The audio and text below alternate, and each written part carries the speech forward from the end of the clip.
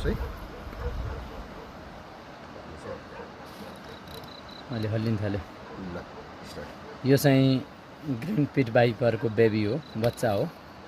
बच्चाले अर्थात् एडल्टले बाइट गर्दा इक्वल्ली भेनमस हुनसक्छ। यो चाहिँ नेपालमा पाउने एकदमै धेरै पहाडी इलाकामा पाउने प्रशस्त रूपमा पाइने सर्प हो।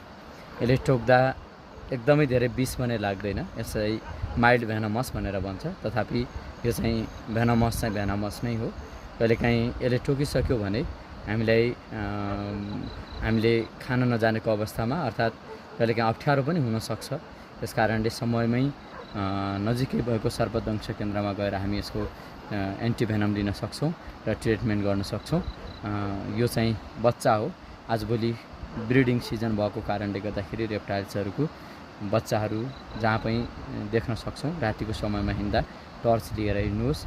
हरियो परियोहरूमा यस्तो सर्पहरू धेरै देखिन्छ। यो चाहिँ ग्रिन पिट भाइपरको बेबी भन्छौँ र सर्प नमारौँ र हामी आफू पनि बचौँ।